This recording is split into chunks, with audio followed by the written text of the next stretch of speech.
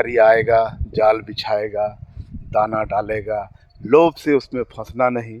और supreme court ने अपना निर्णय दे दिया और रोक लगा दिया। सवर्णों को लाभ मिला या एसटी एससी ओबीसी वालों को लाभ मिला, कमेंट करके ज़रूर बताएंगे। लेकिन किसी को मिला अथवा नहीं मिला, लाभ और हानि की गणना तो बाद में करेंगे 3 दिन के दरमियान में कि एसटी एससी ओबीसी और सवर्ण वर्गों के बीच में जो देखने को मिला, इससे तो ये क्लियर हो गया कि लोग अब बंट चुके हैं, बंट गए हैं। और राजनीति पार्टी वाले किसी के भी नहीं हैं। ऐसा कोई सगा नहीं जिसको राजनीतिक दलों ने ठगा नहीं। इसीलिए भाइयों, आप अपना विचार मधुर रखें लोगों के प्रति, क्योंकि सवर्ण भी हमारे समाज के ही हैं।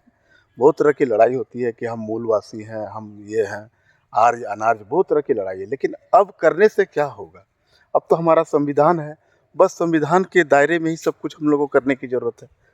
लाभ और हानि की गणना कर लेते हैं। सबसे ज़्यादा लाभ अगर मिला तो वो बीजेपी पार्टी को मिला। अभी बंगाल में चुनाव है, उत्तर प्रदेश में चुनाव है। बीजेपी तो साफ शब्दों में कहेगी कि भैया मैं तो एसटी एससी ओबीसी के हित की बात कर रहा था, लेकिन माननीय सुप्रीम कोर्ट ने रोक लगाया। इसमें मेरी क्या गलती है? इस बातों को पता नहीं कितने लोग समझेंगे।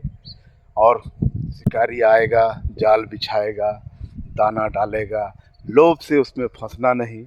और हमारे ओबीसी और एसटी एससी तो निश्चित फंस गए दोबारा। जो पहले से फंसे हुए हैं वो दोबारा मजबूत रूप से फंस गए। जितने भी डैमेज हो चुकी थी ना बीजेपी, कुल मिला करके समझ लें कि ये एक डैमेज कंट्रोल था।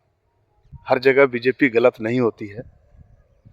जैसे बंगाल में वाकई एसटी एससी ओबीसी की रिप्रेजेंटेशन बहुत कम है। वहाँ पर जनरल कैटेगरी के लोग ही बहुत ज़्यादा हैं। और यह एक प्रयोग है बीजेपी के द्वारा, ताकि एसटी एससी ओबीसी कुछ बीजेपी की तरफ खींच के चले आए। पता नहीं क्या माइलेज मिलेगा नहीं मिलेगा, लेकिन मेरी नज़र में तो बीजेपी को पूरा 10 के 10 अंगुली घी में है। उन्हें पूरा माइलेज मिलता हुआ दिख रहा है। हम ये एक मात्र राजनीतिक स्टंट है और कुछ है नहीं।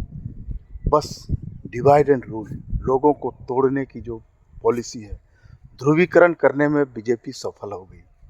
अब लोग किसे क्या मिला नहीं मिला वो तो आप जान रहे हैं, लेकिन बीजेपी से एक बुड़बक को भी खड़ा कर दिया जाएगा तो उसका जीत निश्चित है और हम लोग वोट उसी को देंगे।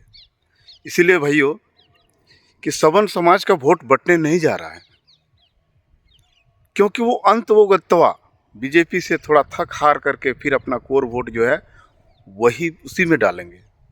वे कैडर वोट है उनका। सवर्ण समाज इधर उधर कहीं नहीं जाते हैं, मुगालते में रहेंगे लोग जो कि सोच रहे हैं कि हमारा सवर्ण समाज दूसरे पार्टी को देते हैं। जी नहीं, ये अपना वोट तभी देते हैं जब दूसरे पार्टी में उनके लोग वहाँ पर रहें। जैसे जेएमएम में जे या सवर्णों को मिला रहेगा तो निश्चित वोट देंगे वहाँ पर। बहुजन समाजवादी पार्टी में, बीएसपी में अगर सवर्णों को टिकट दिया जाएगा तो वोट देंगे। आरजेडी में सवर्णों को टिकट मिलेगा तो वोट देंगे।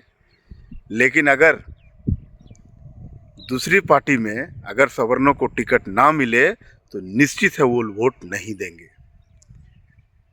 इसीलिए सवर्ण तो तुरंत मान जाएंगे अब, अरे भाई ये पॉलिटिक्स है। यार उन लोगों को मालूम है कि ये माननीय मोदी जी कर क्या रहे हैं, हम लोग के हित की ही बात करेंगे, क्योंकि उन्हें पूरा पहले से ही मालूम है कि सुप्रीम कोर्ट तक में हमारा ही आदमी बैठा हुआ है, कुछ होने जाने वाला है नहीं। लेकिन फिर भी विरोध करेंगे और लोगों को ऐसा महसूस होगा कि देखिए वाकई हम लोग को विरोध करने की ज़रूरत है।